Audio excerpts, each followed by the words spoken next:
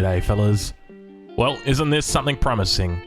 We're in February and we're receiving our second update already, so incredibly good stuff. Very excited. I've already had a look through the patch notes, so I've already built an understanding of what are the changes. I've gone in and tested them as well. Now keep in mind, for me it's 9:30 in the morning right now. I only woke up at 7:30, so I've only had a little bit of time to test. But the changes look incredibly good. So we'll head straight into it. Let's scroll down. We'll see what we've got. We've got the Lunar New Year event. So if you haven't already updated your Chinese home city, head in there, give it some love. There's a lot of good things in here, especially the lanterns and the nighttime looks really, really good. So really great change, as well as some new rewards. So I think we've got the Jaeger as a reward option. So very exciting. We love the Jaeger. Great fun there. And there it is. And now let's get in. So we're going to be going over everything just because the patch notes aren't particularly huge. They're still quite big, but I don't think we're going to need too much time to go through it all. So the first thing is they're fixing memory leaks. There's still that big memory leak where you've got to restart your game maybe once every hour and 30 minutes. And if you don't, it starts to lag. So hopefully that's fixed that. They've also fixed some other things, so some crashes, potential hangs, and so that's really good stuff. Graphics, they fixed the bug where the town center could vanish. Now this only happened for people that had civilizations that had the German housing style. So that was the Germans and the Russians. And then obviously when Swedes got added, the Swedes got it as well. And so it was quite common, and it was a little bit frustrating because when you reached age 4, you couldn't put your villagers in your town center unless you did the town center bell, and only if you selected your town center through a hotkey. That was the only way, because you couldn't click on it and your opponents couldn't siege it. It became a bit frustrating. I remember I played one game where I made a whole bunch of petards, and because of the bug, I couldn't select the town center. I wanted to kill their town center, and I just couldn't. So and now let's move on. So we'll head down to the UI. So Torp and Porcelain Tower will now properly display all the gathering rates in the UI, which is really good because they just used to display the highest one first for the Torp. So if it was collecting coin, it would show that, and then if it was collecting a resource other than that, then it would show that. So that's good. It now shows everything. Now keep in mind, there's a few bugs with this, which is to be expected, and I'll be going over those bugs in a little bit. But we'll talk more about the Torp because the Torp's been changed a huge amount. So let's talk about gameplay. Oh, one of the other things, so they have added a display resource gauge on Harvest. Now this is something that's quite common, so it exists in Age of Empires 2. Now I know a lot of the pros don't use it just because they're comfortable with Age of Empires 2 and the timings that they need. But for Age of Empires 3, I think it's going to be quite helpful just because of the amount of hunts that you're going through. It's really going to help in the early game to judge how much how many resources are on a specific animal, and so it's really good. So it's basically just a little gauge above the animal that slowly exhausts as the animal exhausts, and this happens for all the resources, so it happens for trees as well. So really, really good stuff. And now we move on to gameplay. So they've implemented additional improvements to prevent settlers from getting trapped building trading posts, which is great. They've also fixed a whole bunch of other stuff, and exploit fixes. Experience will no longer be awarded for games that end in less than 2 minutes. So for anybody who's trying to cheese home city levels with the classic market XP trick, they're not going to be able to do that unless they play for 2 minutes now. So that's good. And also they've changed the campaign, so they've improved the enemy AI to present more of a threat and encourage the green computer ally to be less try-hard, so the player can play a meaningful role in the scenario, which is good. I remember seeing a post on Reddit where somebody said, well, I didn't do anything this campaign, and the ally just did everything for them. So it's good. It's a good change. Now let's get to the fun part. The reason why we're all here, the civilization balance, and some very exciting stuff here, very promising. So I did actually play a game where Big Jerome was featured. He was quite prominent because one of the things I said was that, oh, the opponent has got Big Jerome. That pretty much means that I lose Age 1. There's nothing I can do. And my enemy even taunted me saying, run, Big Jerome is coming. And so now Big Jerome has been demoted. He's no longer Big Jerome. He's at best a medium-sized Jerome now. So his damage to heroes has been reduced from 1 times to 0.5. And his damage to Guardians has been reduced from ×3 to 1.2, so massive nerfs there for Big Jerome. It's unfortunate to see him go. We did love him dearly, but unfortunately his time has come. and the Peruvian Legion. So most people would be unfamiliar with the Peruvian Legion. So the Peru Revolt that the Portuguese can do, it has a unit that has a grenadier. And so basically all their settlers turn into the Peruvian Legion, which are grenadiers and muskets, or more like Carolians, in one unit. And it's been seeing a lot of prominence, this strategy, over the last patch. There's a few players in particular that have been popularizing it, but they've changed, they've nerfed the grenade attack from 24 down to 21, which I think is reasonable. A lot of people are having difficulty dealing with it. I think if you knew how to beat it, it wasn't so much of an issue. Yeah, it's good to see that they're being reactive with this.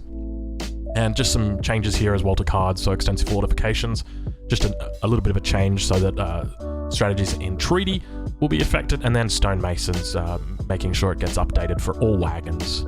And now we get on to the good stuff. So the Chinese. So units and buildings. So this is the balance changes for the Chinese. So the village reduces the cost from 190 wood down to 180 wood. XP bounties and build time have been adjusted accordingly. So I think this is going to be an interesting change. Now, one of the reasons why is because with China, you start with 300 wood, which means that you need to chop for an extra, or you used to have to chop 90 wood. So you would build a trading post in Age 1 and you'd also build a village. So you'd have to chop 90 wood. But now you only have to chop 80 wood. But throw into account the fact that this is, quite a significant reduction. And instead of building a trading post in Age 1, I suspect what we're going to start seeing is people building 2 villages in Age 1, because it means instead of having to chop 80 wood, you're only going to have to chop 60 wood. And on top of that, it means that you can get an XP treasure, ship the card that gives you your villages, and it will mean that you get 3 settlers instead of 2 settlers, because you're going to have 2 villages up instead of 1 village. So I think that's probably something that we're going to see, maybe the trading post in transition, and then 2 villages early. And I think that's probably going to be the meta thing, but we'll see what happens. But very, very good change. It's going to increase the speed of China. One of the things I've been noticing is that civilizations typically that are weaker are aging up a lot slower than the stronger civilizations. So hopefully this brings China and gives them a little bit of a buff, maybe makes them a bit more competitive. I'd be curious to see how it works, but it's a really good change. It's definitely the right direction. And then the Summer Palace. So the territorial army is being amended so that it's granted for free in 195 seconds instead of 210. So the territorial army, for those who don't know, is pretty much the core of the Chinese army. So it's the 3 Changjiao and 3 arquebuses.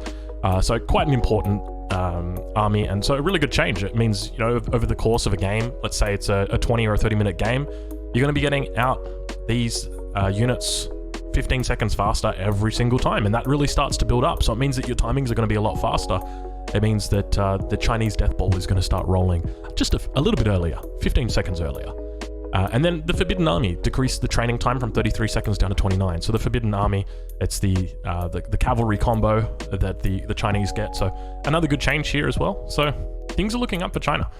And now the Keshik. A lot of people look at the Keshik and they say, well, that's a very weak unit. It's probably the weakest of the ranged cavalry. So it's receiving some buffs. So the 9 Keshiks up to 10 Keshiks for the cards, as well as the Rattan Shields. The Rattan Shields got nerfed quite hard in the last patch, so it looks like they're trying to make sure that the Rattan Shields still remain relevant by increasing their numbers from 24 up to 26. And the standard army hit point, so this is an Age 2 card, so they've increased the attack and hit point bonus for Step Riders and for Chukonu. So it goes from 15% up to 20%, so these are other good changes. I'm not sure how common it is for people to include this card in their deck, so I'm not sure whether that's really a relevant change. Because I know that typically people will orientate more towards the fortress and the industrial age with China. So perhaps with these changes, we will see that people will play more in the second age rather than the third and the fourth age. And then we see the Biyang army, which is reduced the food cost of the card, which delivers 8 Keshiks and 8 Step Riders and activates their discipline upgrades from 1,000 to 750 food. So maybe we'll see some sort of interesting Chinese strategy where they go Keshik, Step Rider. I've been noticing in my games, cavalry's definitely playing a larger role. Now, whether that's just because they've nerfed the Carolians and I'd only really had a choice in making cavalry, who knows? But I'll be curious to see if this has any relevance on the meta and whether players actually opt to send this card or not. And we also see changes being made to the new army card. So this has been moved from Age 3 to Age 2. The cost has been increased from 200 to 500 food. Now, this might seem like it's a nerf, but just keep in mind, an Age 2 card is worth 700 resources. An age 3 card is worth 1,000 resources. So this isn't necessarily a nerf. It's just that they're adjusting the cost because of the reduction in age. So as an example, if it went up to industrial age, I would expect that it wouldn't cost anything. And so it also says note that arquebuses and Changdao do not reach their more powerful discipline status until the fortress age. So it's not like some units which remain veterans. So as an example, the Dutch, they can train halberdiers in the second age, and they are fully promoted veteran halberdiers in the second age. So it's not like that. So overall, incredible changes for China. Very, very good to see. It looks like they haven't buffed the age 3 and the age 4 of China overly. What they've done is they've definitely sped up their early game with the village. I think this is going to mean that China can consistently age about 4 minutes 30, 4 minutes 35. So that's a really, really good change, especially if they find a food treasure. I'm going to suspect, or even a wood treasure, I'm going to suspect that they can start aging up about 4 minutes 15, 4 minutes 20. So really, really good change. I think that's going to bring China back into the competitive scene, definitely. And very exciting because we've got some tournaments coming up. I used to main China, for those who don't know. China used to be my main in the Asian dynasties when it first came out. So very excited to see them back on the competitive scene potentially. Really, really good stuff. And yeah, it's mainly to me focusing at a second age, especially with the cards as well. So we've got the standard army hit points. So yeah, really good stuff. And then and most importantly, the new army card being moved to age 2. So let's move on to the French. So the French have been considered, at least by a lot of the top tier players, to be the #1 civilization at the moment. And the reason why is just because they're so much faster than every other civilization. They've got huge tempo. And the reason why is because they can do 12-10. So I've explained 12-10 before, but essentially what it means is training 9 coureurs de bois and then shipping 3 coureurs de bois from the home city and building a trading post in the second age, or in the first age, sorry. And so what this does is by removing 50 food, it basically just says if you want to do a 12-10, you're going to have to find 50 food elsewhere. It's just going to slow them down. It's going to make them idle just for that extra, 4 or 5 seconds. It's not a huge amount, but it's enough to push them back and say, hey, stop doing that 12-10. We want you to focus on that 13-20, that 14-20. That's what we want to see from France. And if you really want to do that 12-10, then you're going to have a super stellar start. It's going to have to be one of those yak maps where you're confident you can get yaks over your opponent. So good changes for the French. I don't know how I feel about it just being 50 food instead of 100 food. It gets me a little bit because it's a bit quirky, I think, because no one's got a 50 food crate. It just doesn't exist. But it's interesting to see that they're happy to go down this route with the balances. So good stuff. Now the Swedes. Here we go. The main squeeze. Sweden can now train crossbows. Oh, isn't that a relief? I tell you what, it's been so hard over the last patch trying to deal with ranged cavalry.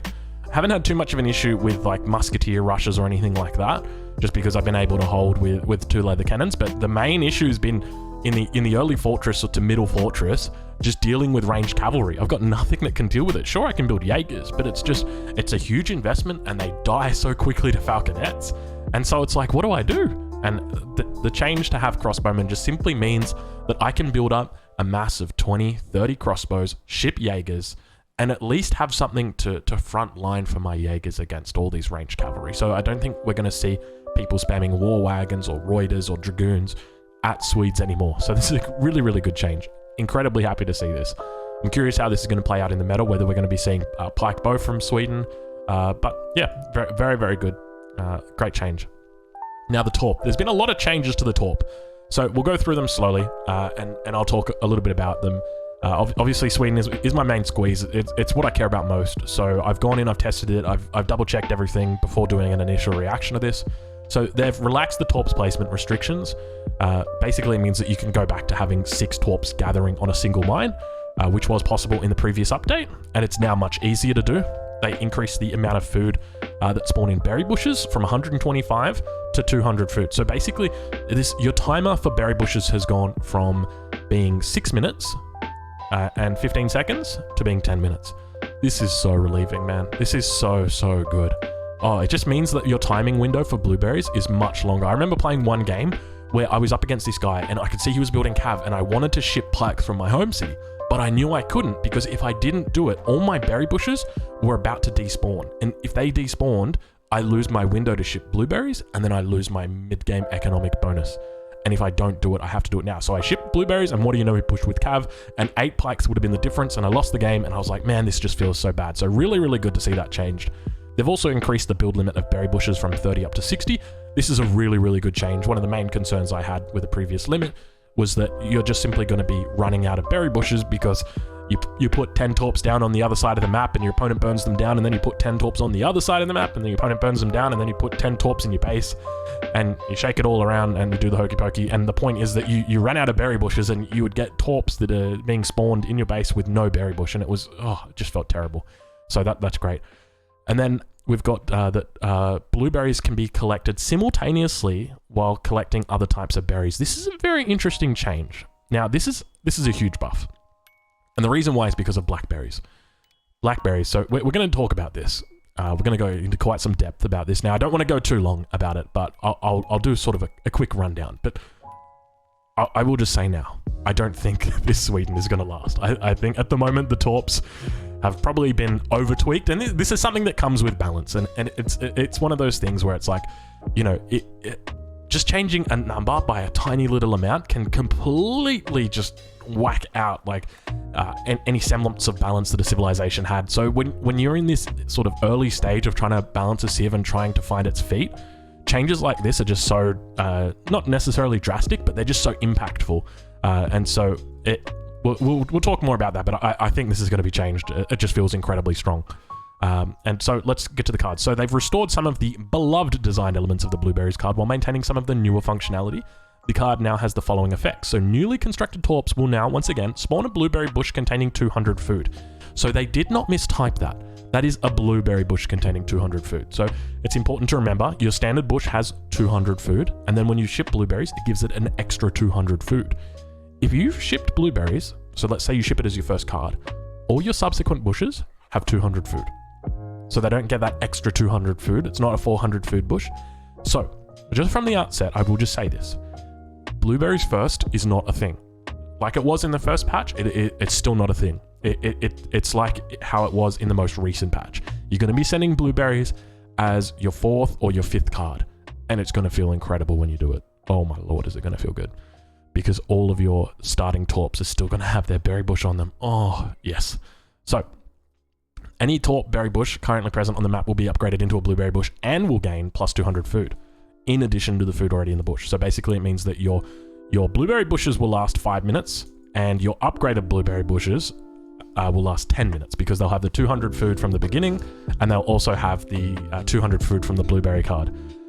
And now, we've also got blackberries changes as well. So blackberries can now be sent twice. Really, really good change. I think the blackberries is now becoming meta. I think it's really important. It's an alternative to going mills in the mid-game, because you're essentially getting 20,000 food for free.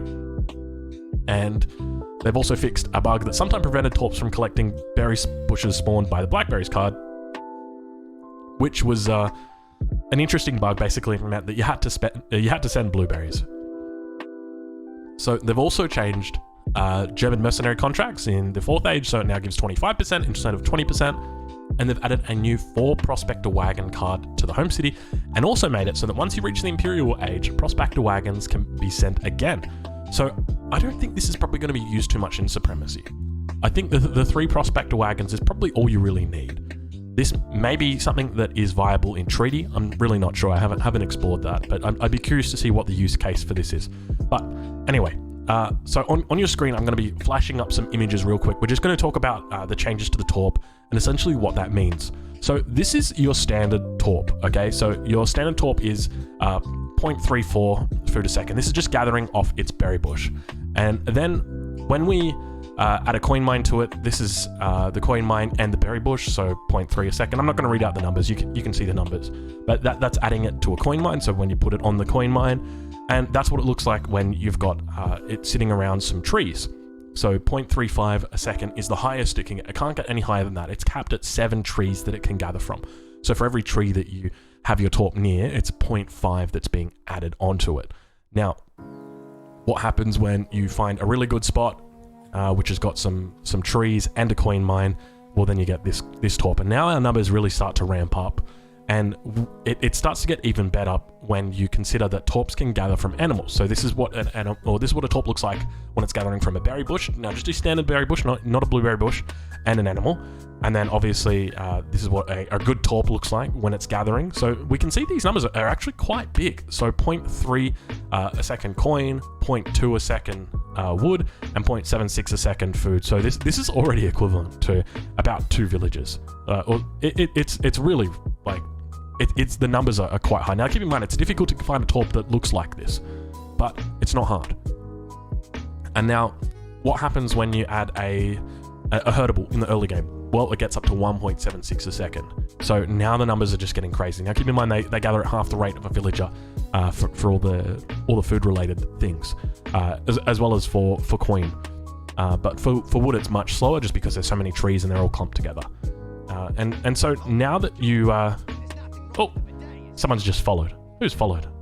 Mr. Black Wolf Monster. I'm recording a video here and you've interrupted, so thank you very much. It's very sweet of you. So this is what it looks like when you add blueberries, okay? So this is just a blueberry bush and a hunt being gathered at the same time. So it's 1.06. So it's really starting to get up there. Now keep in mind with this gather rate, you're not going to see this probably until maybe until about the 9th minute, the 10th minute. It's probably when it's going to be happening. But then eventually you're going to ship blackberries. And now when blackberries comes in, it elevates it up to 1.4 food a second. So this is as fast as a coureur de bois gathers with steel traps. That's pretty crazy. That's a lot of food. Now keep in mind that's not even with a herdable. That's just with a hunt. Okay, that's not with any sheep or any cows or any yaks or anything like that. It is just hunts. And now, so this is what it looks like when you increase the age 4 card. That increases the radius of torps. It also allows them to gather from more trees. So instead of gathering from 7 trees, you can gather from 20 trees. So you can see the radius here and just how big that looks. So we're on the New England map here. It's a great map for Sweden, just simply because the trees are clumped together so closely. And you can see that it's gathering at 1 wood a second, which is equivalent to 2 unupgraded villages. We've also got the 30 or 0.3 coin a second. Now, obviously that doesn't have the Ironworks upgrade. And the reason why it doesn't have the Ironworks upgrade is because when you have an Engelsberg torp, it doesn't carry over the data. So the data for the collection rates doesn't appear on the Engelsberg torp. So that is a bug that'll probably be fixed in the next patch. So if you do ship Ironworks and you're wondering why aren't my rates showing, that's why. It's not that your torp just has suddenly stopped collecting. It's because you've shipped Ironworks. And so this is pretty much the number 1 torp you can get. It's 2.4 food a second, so that's blueberries, blackberries, that's a hunt, that is a herdable, that's 20 trees, and it's a coin mine. Now obviously throw in Ironworks, and that goes up to 0.6 a second, but we are talking about a super torp. These put Japan to shame. So now, with the torp, it can gather from multiple bushes, but it can't gather from multiple berry bushes. It can only gather from a blackberry bush and a blueberry bush, or a berry bush and a blueberry bush. So in this image, you can see that there's multiple berry bushes, but it's only collecting from 2 bushes. It's the blueberry bush and the berry bush. And with regard to the range of the torp, so the range of the torp has been amended as well, it looks like. So you will see that there's 3 carcasses on the ground in this photo. Now, that all of these carcasses have been shot by the same torp, it cannot reach the 2 that are furthest away. Despite being able to shoot them, it did not collect from them. And as the animals slowly moved closer towards the torp, I began prioritizing them and shooting them. And you can see with the bottommost carcass that the torp is collecting it. So they have increased the radius of the torp for collecting resources, or at least for collecting hunts, but not. It's still a little bit out of sync with the shot from the torp. So just because you can shoot it, the animal, doesn't necessarily mean that the torp can collect from it. So I've tried to be as succinct as possible. I know that already we're getting to quite a long video, so let's move on. That's sort of been my my Sweden update. So and we've come in with another follower's come in, so thank you very much. All I saw was Vencon, I think it was. I might have misread your name, so apologies. And so what do I think the meta for Sweden is going to be? I think it's still going to be 3 villages. It's still going to be 4 torp wagons, It's still going to be 700 wood as your next card. And I think once you get up your blueberries, as long as you're getting them up in that first 10 minutes, or sorry, as long as you get up your torps, you want to be getting all of your torps up in that first 10 minutes and then shipping blueberries. That way you can hit 20 blueberry torps.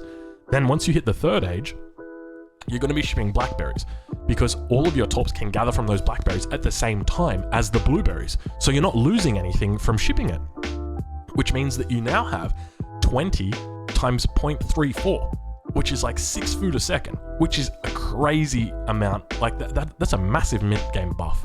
So I think blackberries is going to be really quite an important card. I think you're going to see a lot of people just, getting to the third age and just shipping blackberries straight away. If you do ship blackberries twice, it will spawn 2 blackberry bushes, but it will only gather from one of those bushes until the first one is exhausted.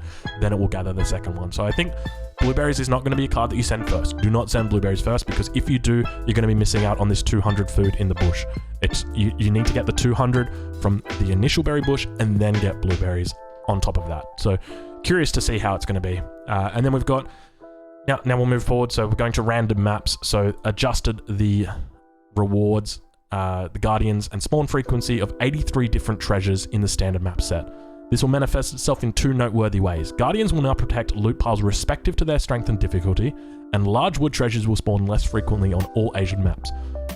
Huge changes and amazing changes. One of the primary issues that I think I had with Age of Empires 3 is the randomness that sometimes you can get, on New England as an example, in your base, you can get 100 food treasure that's guarded by 2 riflemen and an 80 food treasure guarded by 2 black bears. So you've got 180 food in your base that's like perfect and safe. And if your opponent comes and tries to get it, you can just like send a settler out and gather it. So they're basically 100% your treasures. And your opponent can get like a 30 coin treasure and like a 40 XP treasure guarded by 1 wolf. And it's infuriating, man. It's like, I would feel so sorry for my opponent. And when the shoe's on the other foot, it feels terrible to know that your opponent started off with those treasures in his base. So it looks like they've at least gone to some length at standardizing it. And I think that's going to be important. So one of the most infamous treasures was on the map Central Plains, which had an 80 wood treasure that was guarded by 2 black bears. And I tell you what, it felt amazing finding that one. So really, really good to see. Also the large wood treasures spawning less frequently on all Asian maps. Really, really good. So on Korea in particular, we see 85 wood treasures guarded by 2 lions or 2 tigers. So really, really, really, really good stuff. And now lobbies and matchmaking. So you can play a scenario file from the skirmish screen. Note that the sieve can be changed on the setup screen. It will not be applied, so this is really, really good. Previously, if you wanted to do a scenario, you had to do it through multiplayer, so that's wonderful. And the treaty map pool will now be used for all ranked treaty games and not just the 40-minute one, so another great change, good quality of life. And the option to invite players to a lobby via the friends list will now only display users on the primary platform, Steam or Xbox Live. This is to prevent cases where the game offered the ability to send an invite that the platform couldn't facilitate. And that's really good. Really good change. And so an AI change fixed an issue which could cause AI control players to misallocate their villagers on the wrong resources. Wonderful to see. We don't want 10,000 wood being stockpiled by the AI. And modding. So a whole bunch of changes to modding as well. So if you're interested in seeing those, you can pause the video here and take a look. Otherwise, I will be linking the patch notes down in the description if you'd like to have a closer look. And finally, we close out with the ongoing investigation. So the grey outline behind buttons, I don't really know what this is, but it's at the top of their ongoing investigation, so good stuff. And then we've got stuck units, so they're continuing to review reports to see if, when, and under what circumstances the issue occurs for players. So I think in one of my recent games, I actually had a Corollian stuck in a coin mine. I had to mine the Corollian out of the coin mine, a little bit like a nugget of gold, you could say. And so they're obviously still looking into that, so that's great. They're still optimizing attack move. Obviously, we didn't see any changes for it here, but they're looking into it, so it's wonderful. Crashes, out of sync errors, and quality of life improvements. As always, these are just things that they're going to naturally be fixing over time. So look, if Drongo was to give an assessment overall at this patch, I'd have to say 10 out of 10. Looks amazing. Now, we didn't see changes to some of the weaker civilizations, like the Dutch or the Russians, so or even the Aztecs. So who knows what we see in the next patch, but it's wonderful to see that China are being addressed. There was obviously a lot of issue with China not being competitive. It feels like a wonderful civ if you can get to the 3rd or the 4th age, but it looks like they've made them a little bit more competitive in the 2nd age as well, sped them up a little bit, and nerfing the French. That's beautiful. And then at least somewhat reverting blueberries back to its glory days. and giving us the crossbow. I mean, these are just huge changes.